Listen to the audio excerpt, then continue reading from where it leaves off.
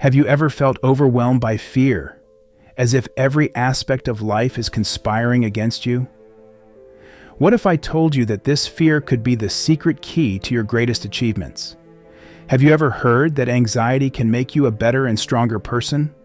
However, instead of viewing anxiety as a medical condition, I suggest seeing it as an innate response to danger, a signal preparing us for greatness.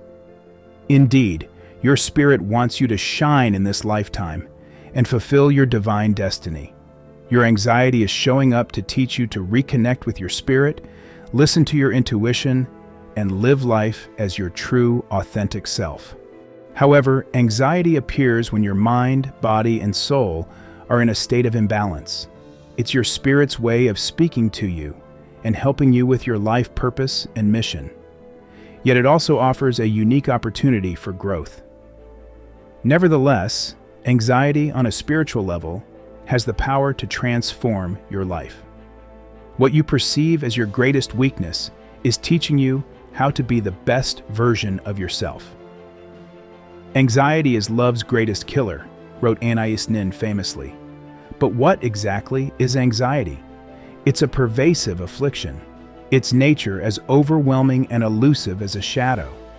Here I want to share my own experience.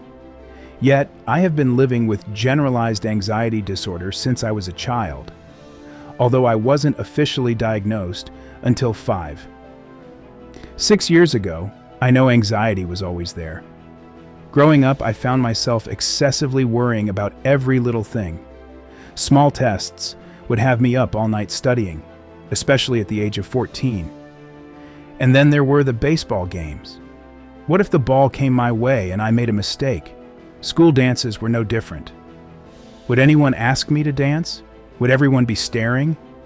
And the biggest question of all, what should I wear? For as long as I can remember, I have always had this uncomfortable and negative mental pattern. I've lately made a choice to treat my anxiety as a strength, even though for most of my life, I saw it as a bad sickness. However, after years of seeing my anxiety as a relentless foe, a pivotal moment came when I chose to view it as a signal, not a setback. This realization dawned on me during a public speaking event. Faced with the familiar surge of panic, I decided to channel this intense energy into my presentation, transforming nervousness into passion.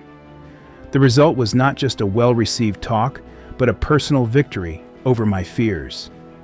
I have dissected the side effects of anxiety and how they affect my life and taken a different, more positive outlook on them. After all, anxiety has been with me this far, and it isn't going away anytime soon. Why not use this power for good, not evil?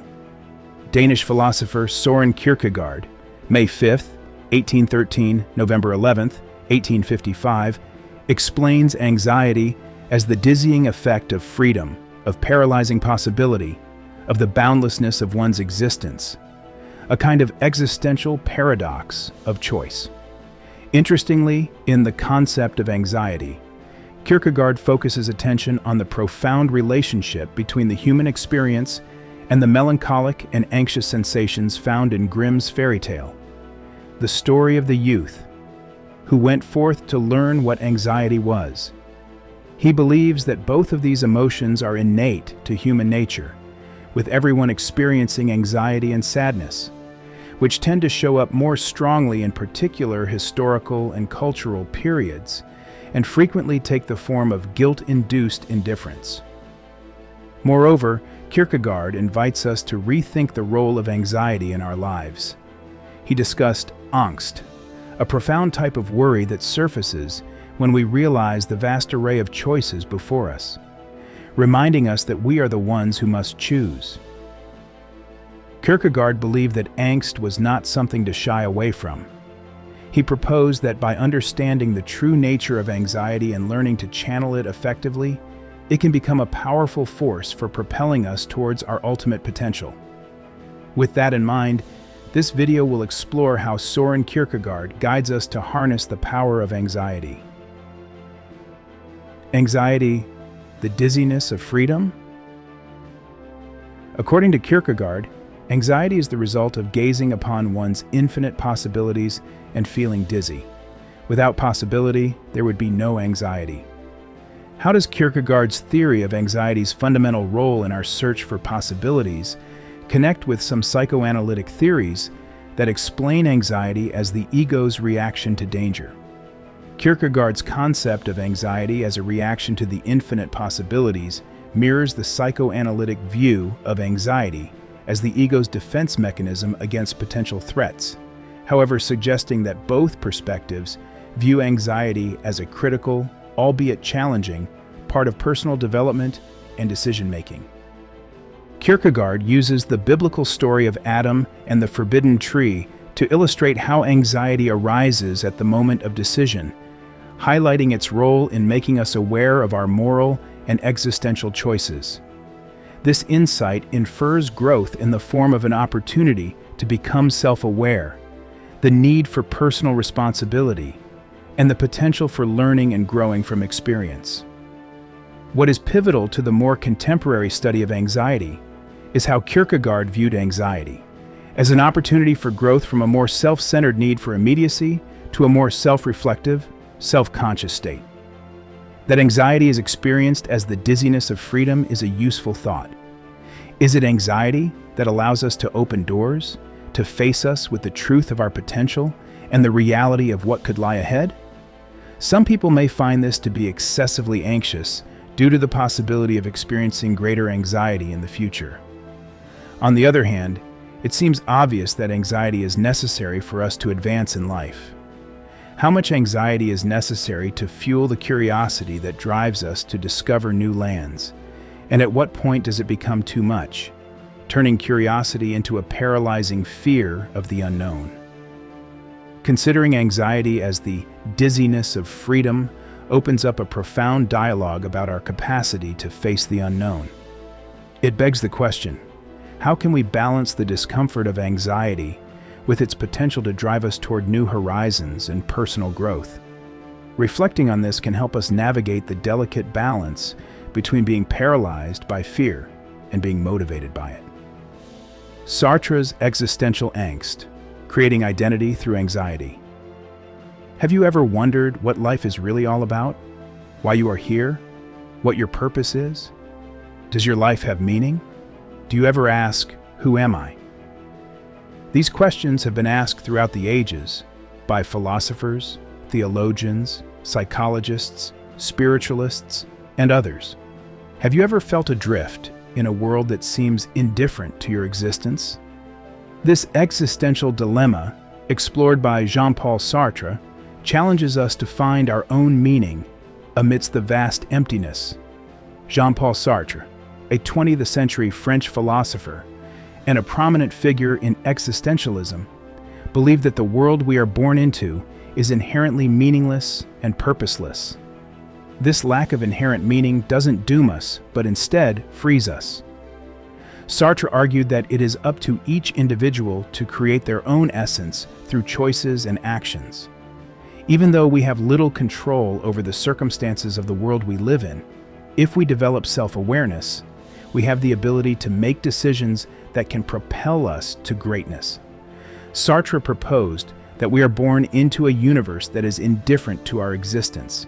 It does not care about our lives, nor does it care about our choices. This thought alone can induce anxiety as we constantly strive for meaning and purpose.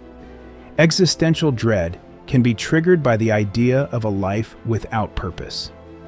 Sartre believed that this anxiety is not necessarily a negative emotion. He further argues that it is a necessary emotion to help us find what he called the essence of our life. He encouraged us to create our meaning and purpose in life. It is imperative that we accept full responsibility for our lives and live them as we see appropriate. If we adopt this kind of thinking and act, we can do anything. In today's fast-paced world where choices abound and certainty seems elusive, Sartre's reflections on existential angst offer a roadmap for navigating the complexities of modern life. His philosophy empowers us to seek personal growth and self-defined purpose amidst existential uncertainty. As we embrace the freedom to define our essence, We unlock the potential to craft a life filled with meaning, even in the face of the vast emptiness that Sartre describes. Using fear as a catalyst for greatness. One can choose to go backward toward safety or forward toward growth. Growth must be chosen again and again. Fear must be overcome again and again. Abraham Maslow. Maslow's insight into the necessity of overcoming fear echoes through time and aligns with the timeless advice found in Scripture, reminding us that facing our fears is not just a modern endeavor, but a perennial human challenge. Do not be afraid is one of the most often instructions God provides us in Scripture. This timeless counsel holds a profound truth at its core.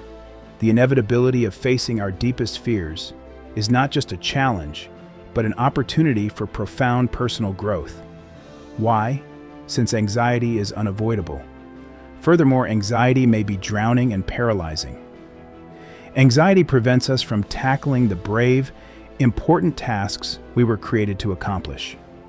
When leaders are ruled by fear, there are even greater consequences because it affects their businesses, their employees, and their communities.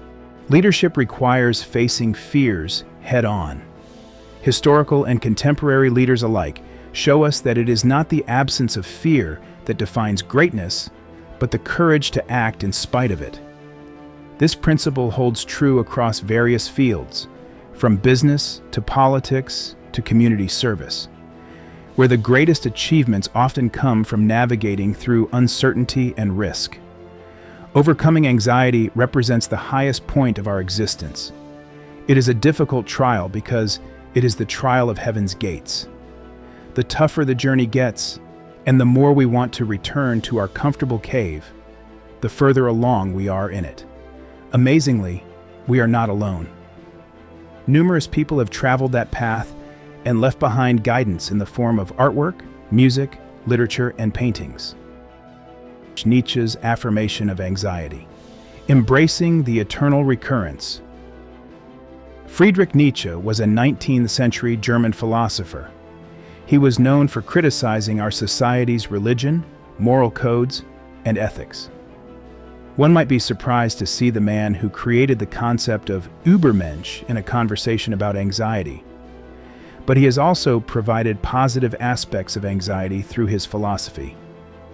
Nietzsche's provocative idea of eternal recurrence challenges us to contemplate the weight of our choices as if we had to live them over and over again. This thought experiment serves not to paralyze us with fear, but to inspire a more deliberate and purposeful approach to life. Imagine making each decision as if it would echo throughout eternity. Would this not compel us to live more fully, more courageously? The idea that the life you live currently, through all its trials and tribulations, will return to go through the same cycle introduces an element of anxiety, as we must live through our actions and choices for eternity. He questions that knowing that we have to live the same moments again and again. Every joy, every sorrow, every rush of excitement, and every day of boredom. Would we want that? Would we go through life the same? Or would we make different choices? Nietzsche argues that this anxiety that our choices will create our infinite existence could propel us to take conscious actions, live to the fullest of our capabilities, and achieve greatness. The responsibility for our actions fosters anxiety, which enables a life filled with purpose and intentional living that leads to greatness. As we ponder on the insights from Maslow, the biblical teachings, and Nietzsche's philosophical provocations, let's also ask ourselves, what immediate step can I take today to transform my fear into a force for positive change? This act of introspection could mark the beginning of a journey towards embracing our anxieties as catalysts for achieving our true greatness. The path to greatness. Through anxiety. Synthesis of philosophical insights.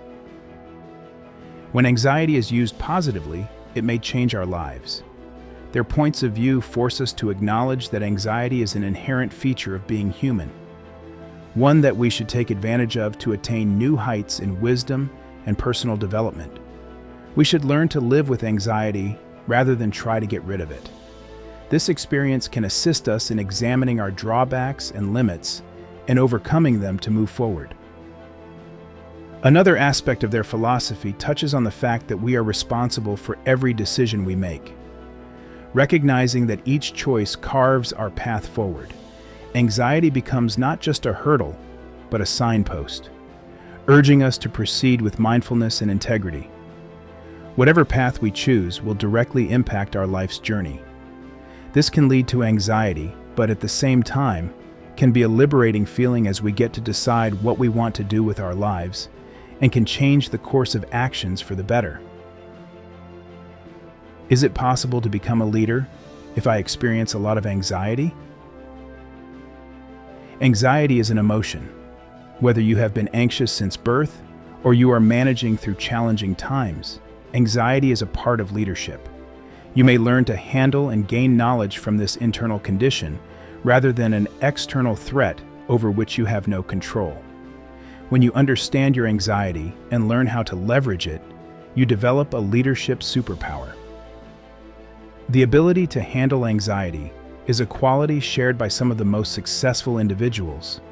They can handle challenging circumstances not just effectively and sustainably, but they can also turn their anxiety into energy that helps them work more.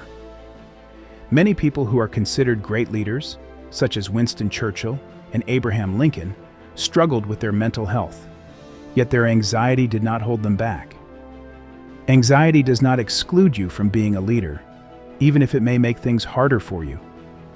It may even become a part of your story and serve as an inspiration to others. Here are some strategies to become one of them, and use your anxiety as motivation to achieve greatness. Take advantage of your sense of urgency. There is a stronger sense of urgency when you are under anxiety.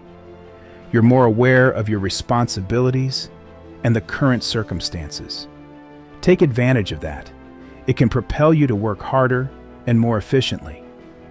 When we feel like the world is burning around us, we have more energy to get things done quickly. Get others to help. With lots to do, there is a strong case to ask for help. It is not unreasonable to do so given all that you have to handle. Plus, the act of asking can take a huge burden off of you. You will feel less responsible, and you will do tasks more quickly as a group when others are participating. Not to add that working on tasks and difficulties with others makes them more enjoyable. Use it as an excuse to exercise. Exercise is a positive thing. It makes us feel better and keeps us healthier. Use your anxiety as an excuse to exercise. Working out can calm your mind and make you feel better in difficult situations. Even though you may think you don't have the time or skills to exercise, you'll be considerably better off if you do. Thus, make the most of your circumstances and understand that exercising will benefit both of you. View your situation as a challenge. Look at all that you have to do and navigate as a challenge. You will look back in the future and remember this difficult time and the way that you handled it. Life can be a struggle, and recognizing this can help you deal with the difficulties you face. Life may also provide you with additional reasons to keep working and aiming high to achieve your goals. It is simpler to put in a lot of effort to reach an objective when we view a circumstance as a problem that we must overcome. Listen to your body and learn from your struggles. While being anxious, you should take a step back and analyze the situation. It is when we push ourselves to our limits that we often learn things we would not have realized otherwise. You will be able to identify the things that are bothering you and the reasons behind them. We have a lot to share with our bodies and thoughts in these high-pressure circumstances. To feel better and be more mindful going the future, pay attention to those ideas and take something constructive out of them. Put things into the bigger picture. Taking a step back from your situation and putting it into the larger picture of life can help relieve the anxiety that you are feeling. What is the worst that can happen? We often take things too seriously throughout life. Therefore, By taking a step back, your perspective toward your struggles will change. All you can do is try your hardest. If things do not work out after that, then it is out of your control. This realization will release you from concern and free up your time so that you may concentrate more on completing the tasks at hand. How do you perceive the link between anxiety and leadership? It's time to move on to how anxiety impacts your leadership and management skills when you have a better understanding of how it affects you and how you can handle it on a daily basis. Make good decisions. Anxiety can impair our judgment. It may lead us to incorrectly interpret the information, focus on the incorrect things, or draw quick judgments. Ideally, we could put off making important decisions until later when we're feeling better, but that's not always possible. In anxious times, it's important to proactively set yourself up to make good choices. Much as you do when separating the possible from the probable, start by acknowledging that your emotions can make you an unreliable narrator and that you will likely be prone to negative thoughts. Are you being objective, you ask? If you're unsure, confirm that your memory is accurate, maybe by getting input from another employee who is present. In the end, a leader should assemble a group of peers who are willing to share their unvarnished thoughts or real talk. You can also serve in this capacity for others. Despite your unreliability as a storyteller of your own experience, you may still provide them with understanding and clarity. Practice effective communication. One of the most dangerous aspects of anxiety is that it's contagious, and leaders set the tone. Daniel Goleman, the renowned psychologist and author of Emotional Intelligence, calls this neural Wi-Fi, in which humans pick up on others' unspoken feelings. If you're not admitting that you're anxious, but instead admitting irritability or distraction, you're not doing your staff any favors. But how can you be honest with your people in a way that doesn't strike fear in them? What degree of emotion is appropriate to express? Imagine you're in an anxiety spiral from reading news about COVID-19, but you need to lead a staff meeting in 10 minutes. You could open the meeting by saying, "Obviously the news is getting more upsetting by the minute, but I want us to put that aside for the next half hour while we go through this call."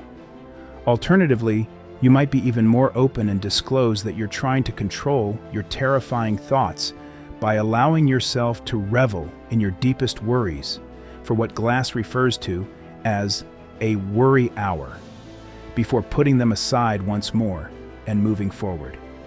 In conclusion, Kierkegaard, Nietzsche, and Sartre challenge the traditional thought process that anxiety is a negative emotion we need to eliminate.